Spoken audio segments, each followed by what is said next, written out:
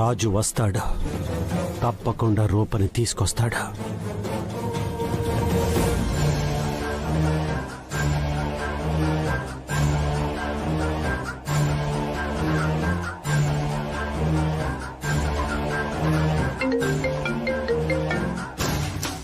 Hello అన్నా, miss అయ్యారన్నా. తప్పించుకున్నారా? You bloody. మమ్మీ, రాజు తప్పించుకున్నాడంట. మరి రూప? వాడే తీసుకొస్తున్నాడంట. వాడు చస్తే ఎంత, బ్రతికితే ఎంత, రూపం తీసుకొస్తే చాలు. రాజు సంగతి తర్వాత చూసుకోవచ్చు. రాజు ఇక్కడికి తీసుకురాకుండా ఉంటే బాగుంటుంది. ఇప్పుడు ఏం జరుగుతుందో తెలియటం లేదు. రూప ఇంట్లో నుంచి పారిపోయేంత ధైర్యం చేసిందంటే రాజే కాదు, ఎవరు రమ్మన్నా రాదు. అయ్యా, ముహూర్తం ఇంకా 10 నిమిషాలు మాత్రమే ఉంది. ఆ తర్వాత ముహూర్తం దాటితే ఏం చేయలేం. మా రాజుకి ముహూర్తం ఎప్పుడో తెలుసు పంతులు గారు. ఆ టైం కల్లా పెళ్లి కూతుర్ని తీసుకొస్తాడు.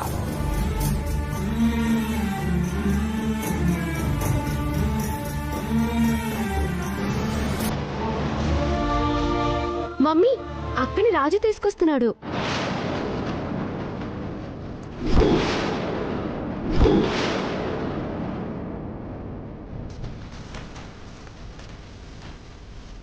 దిగండి అమ్మాయి గారు.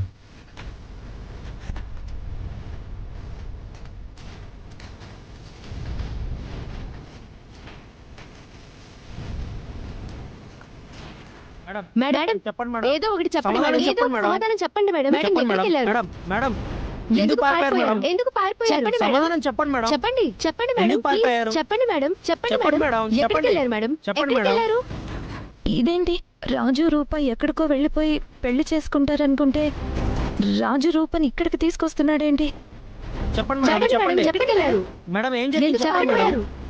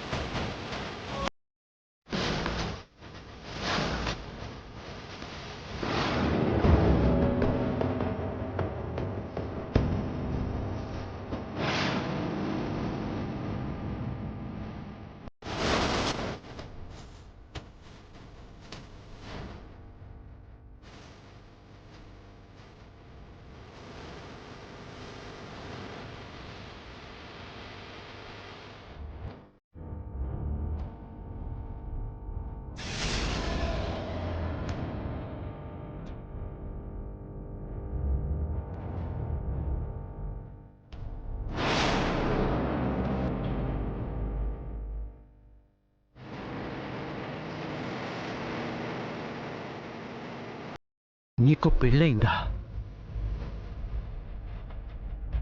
ఎవరు నీ మెళ్ళో తాళి కట్టింది?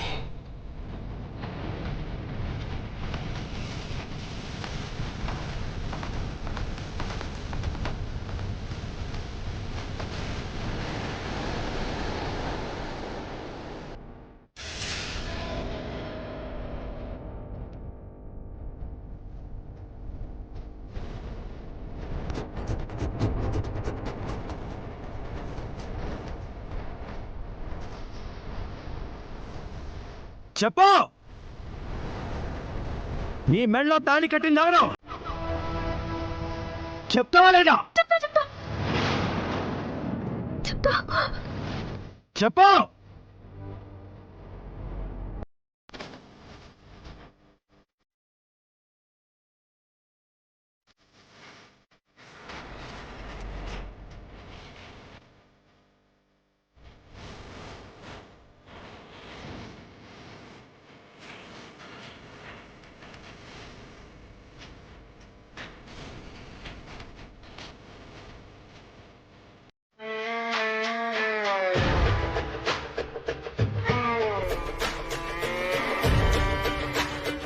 నీ చేత్తో పెంచిన ఒక మొగ్గని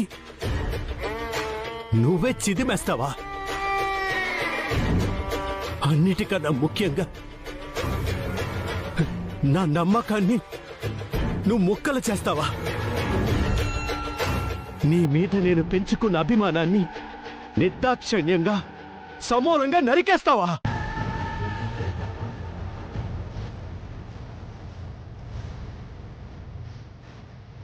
ఏయ్! ఎంత పని చేసావురా? నేను చేసుకోవాలనుకున్న నా మరదల్ని నా కాకుండా చేస్తావా? ఎంత ధైర్యంరా నీకు? ఎంత ధైర్యం? మా మావయ్య వెంటనే ఉండి సేవకుడిలా పనోడ్లా పియ్యలా ఉండి వెన్నుపోటు పొడుస్తావా? నిన్ను క్షమించకూడదు. వాడిని చంపాల్సింది నేను.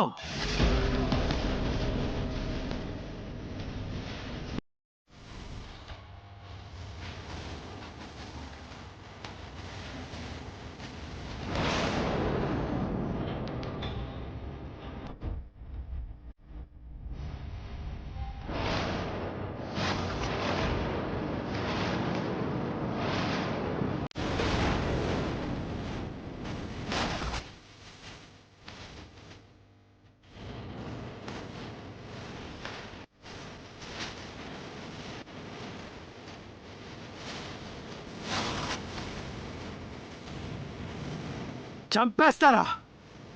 నీ మీద నాకున్న విశ్వాసాన్ని చంపేసినందుకు నిన్ను చంపేస్తాను. నీ మీద నేను పెంచుకున్న నమ్మకాన్ని చంపేసినందుకు నిన్ను చంపేస్తాను. ఇంత నమ్మక ద్రోహం చేసినందుకు, ఇలా అన్నం పెట్టిన ఇంటికి అపకారం తలపెట్టినందుకు, నా స్థాయి మరిచి నీ స్థాయి కూడా మరిచి ఇంతకి తెగించినందుకు నిన్ను బ్రతికనివ్వను. చంపేస్తాను.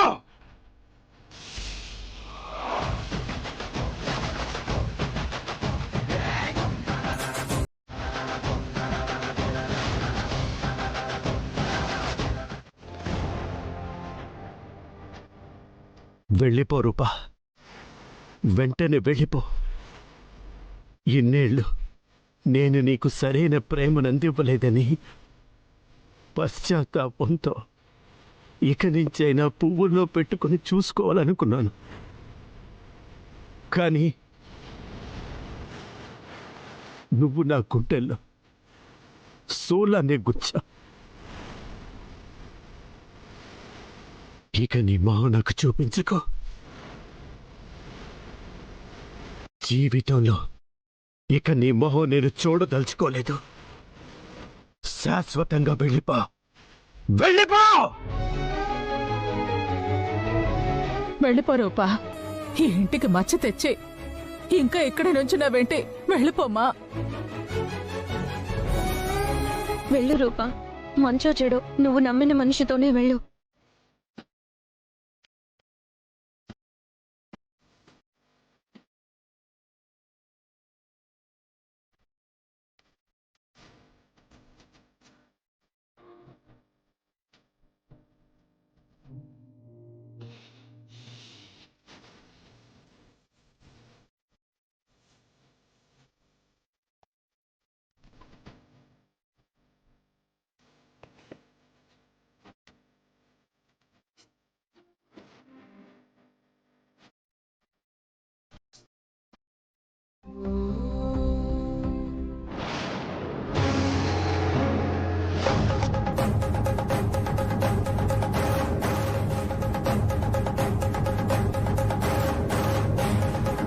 నేనే మీ ఇంటికి వద్దామనుకున్నాను. మంగళసూత్రం ఆర్డర్ ఇచ్చారు కదా, దాని గురించి. అవునా సెటు? ఇదిగో రాజు.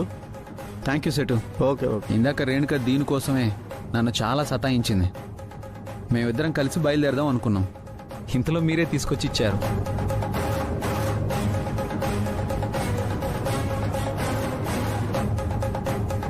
ఒకవేళ రాజు చెప్పినా అత్తగాని నాన్నగాని ఒప్పుకోకపోతే ఆ దీపక్తో పెళ్లి జరిపించేస్తే అప్పుడేం చెయ్యాలి?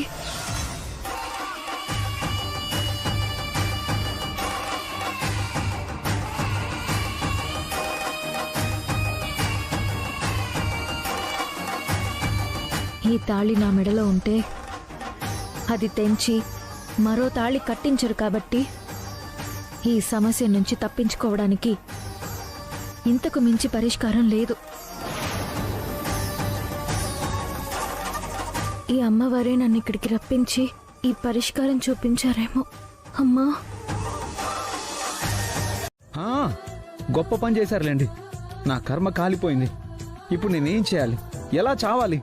రాజు, నీకు నా మీద బాగా కోపం వస్తోందా?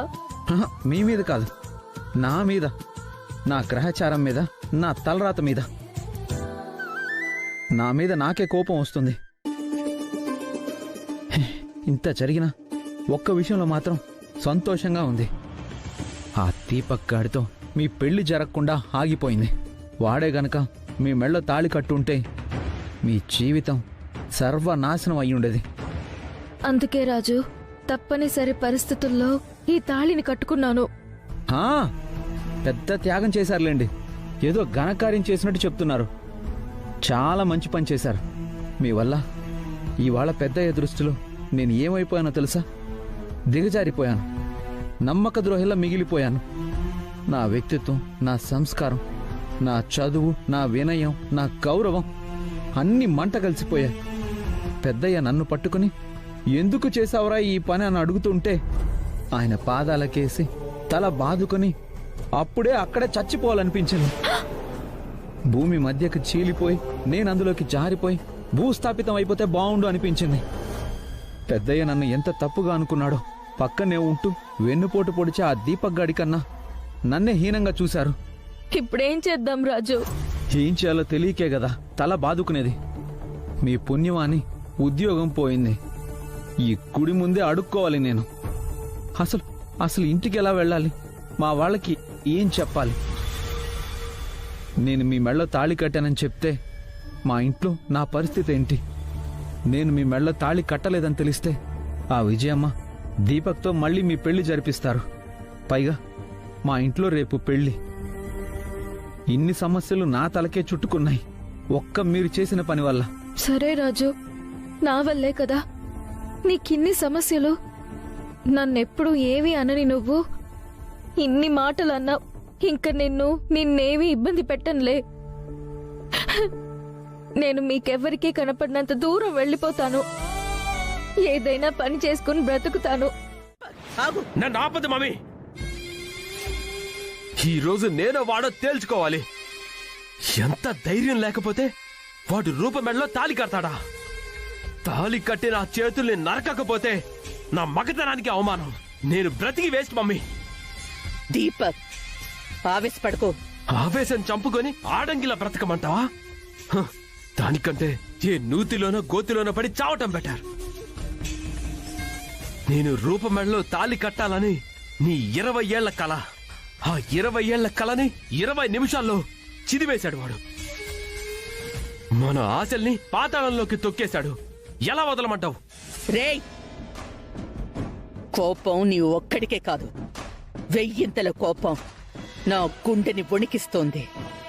ఆవేశంతో నా మనసు రగిలిపోతోంది. నా కంటి చూపుకే పవరుంటే ఆ రాజుగాడు పచ్చటి పందిట్లోనే మాడి మసైపోయేవాడు. తండ్రి కూతుళ్ళిద్దరికీ ఇష్టం లేకపోయినా సరే నేనెంతో కష్టపడి ప్లాన్ చేసి రూపని పెళ్లి పీటల దాకా తీసుకొచ్చాను. ఆఖరి నిమిషంలో కోడి పిల్లని గద్ద తన్నుకుపోయినట్టు తన్నుకుపోయాడు వాడు. రేయ్, ఇప్పుడు మనకు కావాల్సింది ఆవేశం కాదురా, ఆలోచన. జరగాల్సిన నష్టం ఇప్పటికే జరిగిపోయింది. ముళ్ల కంప మీద పడ్డ చీరని జాగ్రత్తగా తీసుకోవాలి తప్ప బలంగా లాగకూడదు. చిరిగి పాడైపోతుంది, ఎందుకు పనికి రాకుండా పోతుంది. మన పాలిట ముళ్ల కంప ఆ రాజుగాడు, రూప విలువైన పట్టు చీర. ముళ్ల కంపని తగలబెట్టాలని చూస్తే దానితో పాటు చీర కూడా తగలబడిపోతుంది. ముందు మన చీరని మనం జాగ్రత్తగా తీసుకుని ఆ తర్వాతే ముళ్ల కంపని తగలబెట్టాలి. ఆ బూడిదని బురదలో కలిపేయాలి. అప్పటిదాకా మనం ఓపిక పట్టాలి. ఏంది రేణుకా, ఎందుకట్లా గాబరైతున్నావు? అమ్మాయి గారి పెళ్లి ఎందుకు చెడిపోయిందో అర్థమైతలేదమ్మా. ఇయ్యాల రేపు దునియాల ఎన్నో పెండిళ్లు పీటల దాకొచ్చి ఆగిపోతున్నాయి. వేరే పెళ్లి ఆగిపోవడం వేరు, అమ్మాయి గారి పెళ్లి ఆగిపోవడం వేరు. ఆ పిల్లకి ఏమైనా కొమ్ములు వచ్చినాయా ఏంది? లేకుంటే పైనుంచి ఏమైనా దిగొచ్చిందా? ఆగిపోయే పెండ్లిళ్ళని ఒకే తీరునుంటాయి. గా లెక్కలు బొక్కలు మనకెందుకే? మన ఇంట్లో పెండ్లి మంచిగా జరిగితే సాలని మొక్కుకోమన్నా. నా టెన్షన్ నీకు అర్థం కావట్లేదమ్మా. నువ్వు చెప్తే కదనే నాకు విషయం తెలిసేటిది. నువ్వు చెప్పకుంటే నాకేమెరికైతది? చెడిపోయిన పెళ్లి మినిస్టర్ బిడ్డది. గా పిల్ల పెళ్లి చెడినందుకు బాధతోనూ సంతోషంతోనూ వాళ్ళింట్లోనే ఉండాలి గాని ఇలా రాజంబడి ఏంటి కూర్చుడైందమ్మా? నాకెక్కడో ఏదో తేడా కొడుతుందమ్మా. అక్కడేం జరిగిందో రాజు చెప్పిండు కదా, ఇంకా ఏంటిదే నీ అనుమానం? రాజు మీద నాకేం డౌట్ లేదమ్మా. నా డౌట్ అంతా గా అమ్మాయి గారి మీదనే. మరిప్పుడేం చేద్దామంటావు? నా ఎంక్వైరీ ఏదో నేను చేసుకుంటానులే, నువ్వెళ్ళు. ఎందుకట్లా గుస్స అవుతున్నావు? గా ఫోన్ ఎవరికే అని నీకు చెప్పాలనా? దీపకు చేస్తున్నా. గా పెద్ద మేనలుడు. అంటే ఆ అమ్మాయి గారి మెళ్ళలో తాళి కట్టేటి గా పిల్లగాడేనా? గాపో.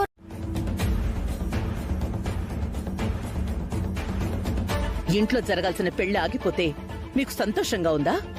ఏమైందక్క? ఎందుకు తమ్ముడి మీద కోపడుతున్నావు? చూడు తమ్ముడు, చిన్నోడు మరదలు ఏమంటున్నారో. ఆ రాజు చాలా మంచోడట. వాడితో తాళి కట్టించుకుని రూప చాలా మంచి పని చేసిందంట.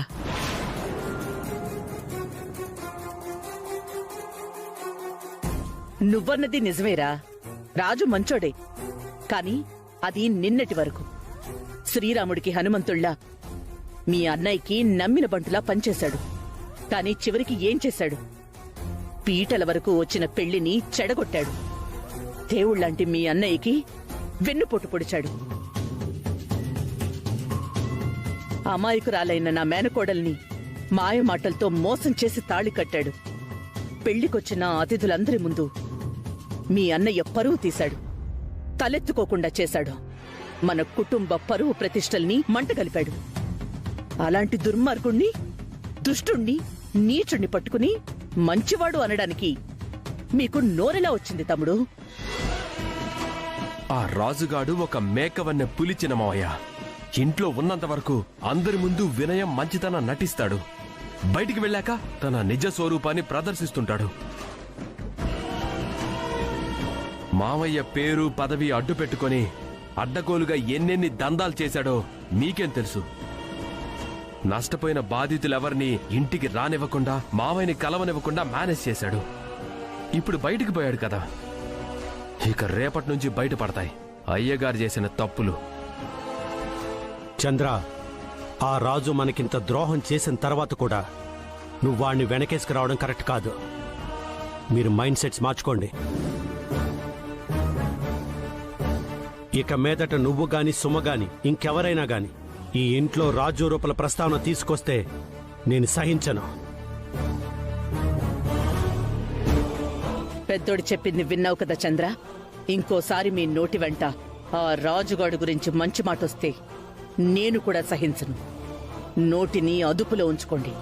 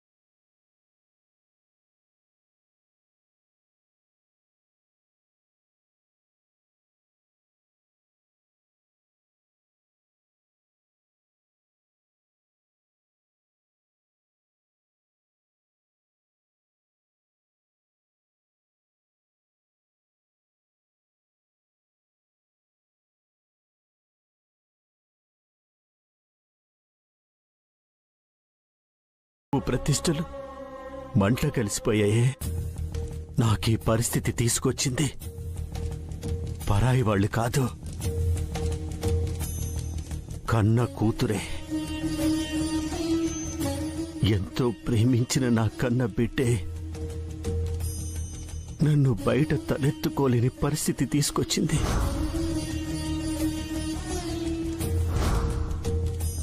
మోసమే రూపా. 100 మంది శత్రువులు కలిసినా కూడా చేయలేని ద్రోహం చేశావు. ఎవరికి చెప్పుకోలేని బాధ నాది. పగవాడి కూడా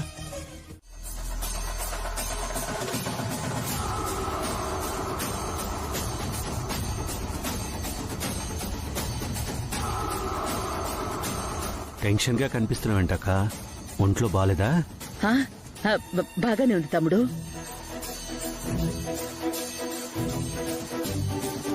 ఏంటక్క అది? ఏదో లెటర్లా ఉంది. లెటర్ కాదు తమ్ముడు, ఏదో వేస్ట్ పేపర్. ఏంటి తమ్ముడు ఇలా వచ్చావు?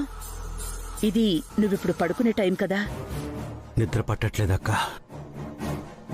జరిగిన సంఘటనల గురించి ఆలోచిస్తుంటే నాకు చాలా మనస్తాపంగా ఉంది.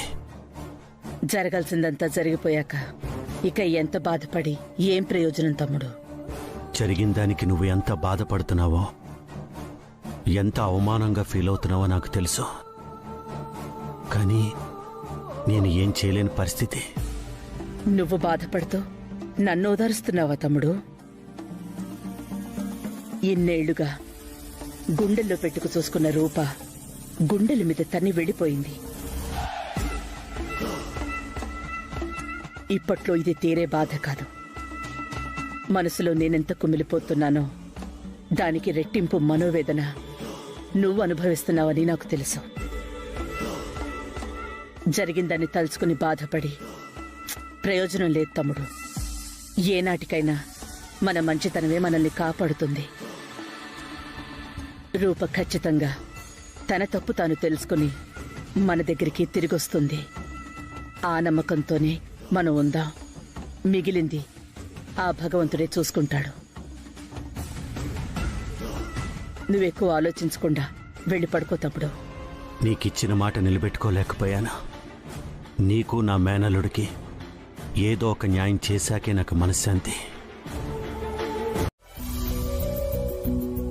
నా మనసులోని ప్రేమ గురించి నీకు తెలియకపోయినా నాకు నేను కట్టుకున్న తాళికి విలువిస్తావనుకున్నాను.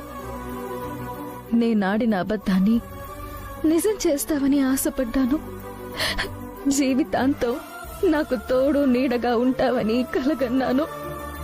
ఇప్పుడు నీకు పెళ్లి జరగబోతోందని తెలిసాక నీ మీద ఆశపడే అదృష్టం నాకు లేదని అర్థమైంది. ఇక ఒక్క క్షణం కూడా నాకు ఇంట్లో ఉండే అర్హత లేదు. ఇంకా నేనిక్కడే ఉంటే ఈరోజు ఆశ్చర్యంగా చూసిన కళ్ళే రేపటి నుంచి నువ్వింకా ఇక్కడే ఉన్నావేంటి అని ప్రశ్నార్థకంగా చూస్తాయి.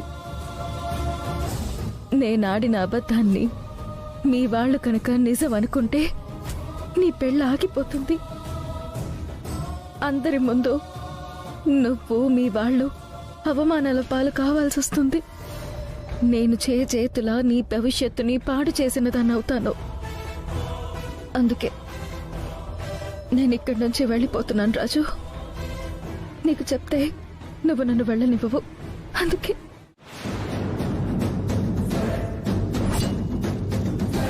దొంగతనంగా బయటికి రావటం ఏంట్రా?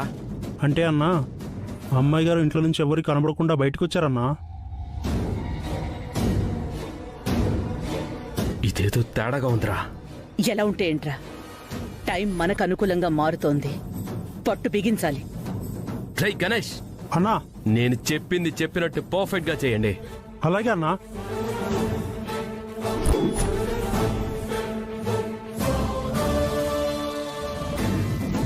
ఇంకో విషయం, సౌండ్ రాకుండా సైలెంట్ గా పని పూర్తి చేయండి. 15 గంటలో నేను అక్కడ ఉంటాను. సరే అన్నా. అన్నీ అమ్మాయి గారిని కిడ్నాప్ చేయమన్నారు. రండ్రా. మా వెళ్ళొస్తాను మమ్మీ. క్షేమంగా వెళ్ళి లాభంగా రా పో. సరే.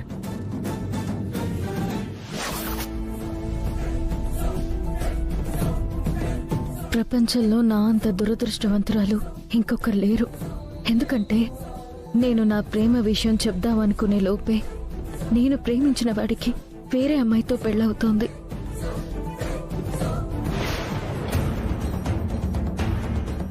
అండి. ఏంటి తనొచ్చాడు? ఏవైనా కంపెనీ కేసులుంటే తప్ప ఈ లాయర్ రాడే. ఇప్పుడెందుకు వచ్చాడు? ఏదన్నా పని మీద వచ్చారా? పలకరించి వెళ్దామని వచ్చారా? మినిస్టర్ గారు ఏదో పరధ్యానంలో ఉన్నట్టున్నారు. పని ఒత్తిడిలో ఉండి విషయం మర్చిపోయినట్టున్నారు. నిన్న మీ అమ్మాయి రూప గారి పెళ్లి జరిగింది కదండి. మరి వీలునామా ప్రకారం పెళ్ళైన మరుక్షణం ఆస్తంతా అమ్మాయికి చెందాలి కదా. అందుకనే డాక్యుమెంట్స్ అవి తీసుకొచ్చాను.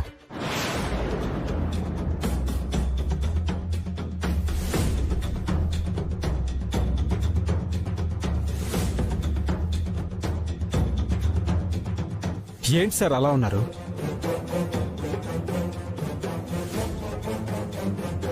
ఏమనుకోకండి లాయర్ గారు, మా తమ్ముడు మనసేం బాగోలేదు, అందుకే అలా ఉన్నాడు. నిన్న నా మేనకోడలి పెళ్లి జరిగింది గాని నా కొడుకుతో కాదు, అనుకోని పరిస్థితుల్లో వేరే అబ్బాయితో జరిగింది.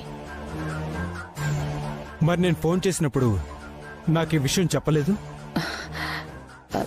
మీరు ఫోన్ చేసినప్పుడు నా మనసు కూడా ఏమీ బాగోలేదండి, అందుకే ఏమీ చెప్పలేకపోయాం. మీరొచ్చాక నేరుగా చెప్పొచ్చు అనుకున్నా.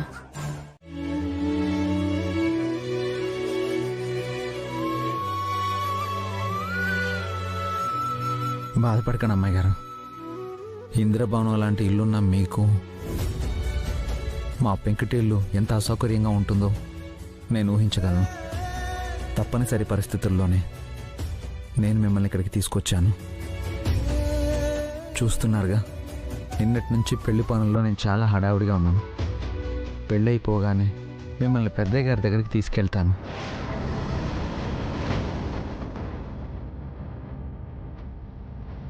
మనకి పెళ్లి కాలేదన్న విషయం చెప్పేస్తాను. పెద్దయ్య గారిని కన్విన్స్ చేసే బాధ్యత నాది. ఆయన మిమ్మల్ని ఏమీ అనకుండా నేను చూసుకుంటాను. మీరేం కంగారు పడకండి. కాకపోతే మీరు మాత్రం ఇక్కడ ఉన్నంత వరకు జాగ్రత్తగా ఉండండి. ఎందుకంటే రేపు నాకు రేణుకకి పెళ్ళి. మీ మెళ్ళో తాళి చూసి మనకు పెళ్ళయిందని మా వాళ్ళు ఎవరైనా పొరపాటు పడితే నేను సమస్యల్లో ఇరుక్కుంటాను. అందువల్ల మనకు పెళ్లి జరగలేదన్న విషయం సాయంత్రానికి అందరికీ తెలిసిపోవాలి. అక్కడ పెద్దయ్య గారికి, ఇక్కడ మా వాళ్ళకి, అందరికీ క్లారిటీ రావాలి. అప్పుడు మనకి ఇక ఏ సమస్య ఉండదు. అది అది కాదు రాజు. చెప్పాను కదా అమ్మాయి గారు, పెద్దయ్య గారిని కన్విన్స్ చేస్తానని. మీరేం టెన్షన్ పడకండి, ప్రశాంతంగా ఉండండి. రాజు పెళ్లి పనుల్లో క్షణం తీరిక లేకుండా ఉన్నాడు. తను ఎదురుగా ఉన్నప్పుడు నా మనసులో బాధ చెప్పుకోలేకపోతున్నాను. తీరా ధైర్యం చేసి చెప్దామనుకున్నప్పుడు తను బిజీ అయిపోతున్నాడు. రాజు కనుక సాయంత్రం నన్ను ఇంటికి తీసుకెళ్ళి మాకు పెళ్లి జరగలేదన్న నిజం చెప్తే అత్తయ్య క్షణం కూడా ఆలస్యం చేయకుండా దీపక్తో నాకు తాళి కట్టించేస్తుంది. వాళ్ళు ఆస్తి కోసం, అధికారం కోసం ఎంతకైనా దిగజారే దుర్మార్గులు.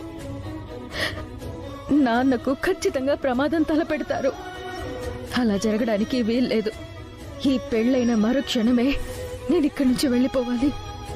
అప్పుడు ఏ సమస్య ఉండదు. ముఖ్యంగా నేను దీపక్, విజయాంబికల నుంచి దూరంగా వెళ్ళిపోతే నాకిక ఏ ప్రమాదమూ ఉండదు. ఇదేంటి, రాజుకి ఈ రేణుకి రేపు పెళ్ళా?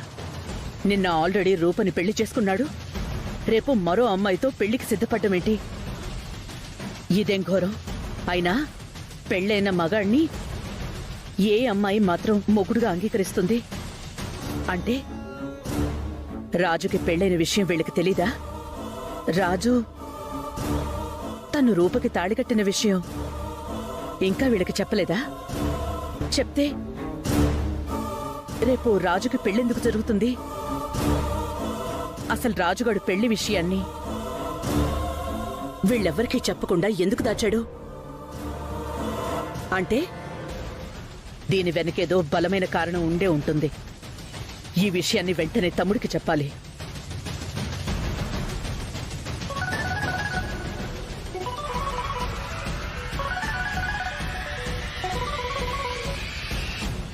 హలో అక్క. తమ్ముడు, రాజు ఇంటి దగ్గర ఘోరం జరిగిపోతోంది. నా గుండె ముక్కలైపోతోంది. నా కాళ్ళు చేతులు ఆటంలేదు తమ్ముడు. ఏమైందక్క? రాజు రూపని పెళ్లి చేసుకుని వాళ్ళింటికి తీసుకొచ్చాడు కదా. వాళ్ళిద్దరికీ పెళ్ళైన విషయం రాజు ఇంట్లో ఎవరికీ చెప్పలేదు. ఏంటక్క నువ్వు మాట్లాడేది?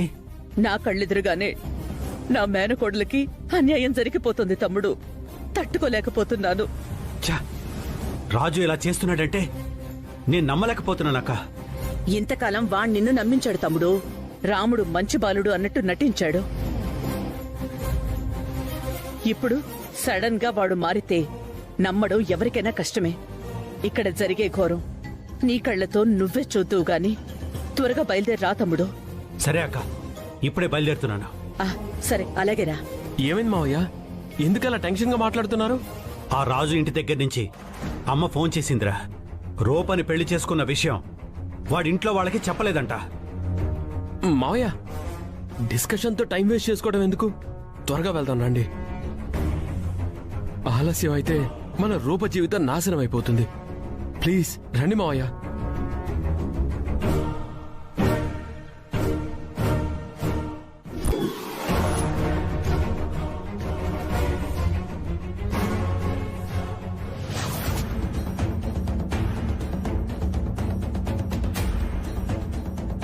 రాజు రాజు, మా అత్త ఏంటి అదో రకంగా నవ్వుతోంది? పెద్దయ్య, అసలు ఏం జరిగిందంటే ఏంది రాజు, నాటకమా? ఈ పెళ్లి జరగలేదా?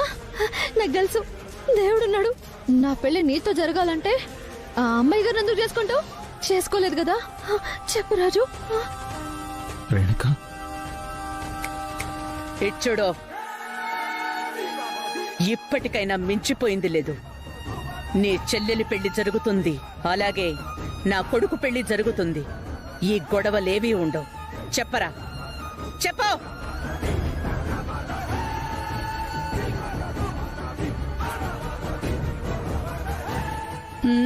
ఇంకేం చెప్తాడు?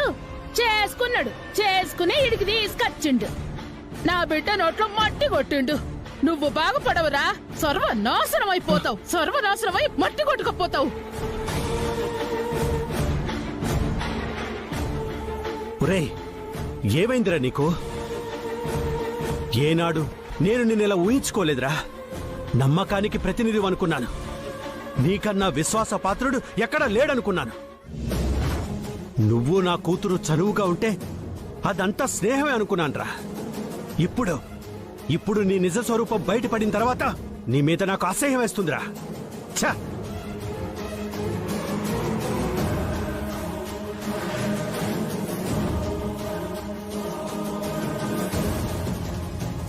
అటు చూడరా, నువ్వు చేసిన పని వల్ల ఏ పాపం తెలియని నీ చెల్లి పెళ్లి ఆగిపోయింది. ఏం నేరం చేశారా వీళ్ళు? ఆ అమ్మాయి పెళ్లి ఆగిపోయేలా చేశావు. ఇక్కడ రేణుక జీవితం ఎటూ కాకుండా చేశావు. ఇప్పుడు ఎంతమందికి సమాధానం చెప్తావు? ఎంతమందికి న్యాయం చేస్తావు? ఎంతమందికి అన్యాయం చేస్తావు? ఛీ! వీడిని నమ్మి ఒక కన్న తండ్రిని మోసం చేశావు. పరువు తీసి నీ తల్లిలాగే నువ్వు ద్రోహం చేశావు. నా దృష్టిలో నువ్వు చచ్చిపోయావు. ఇక జీవితంలో మీ ఇద్దరు నాకు మొహం చూపించకండి. రాక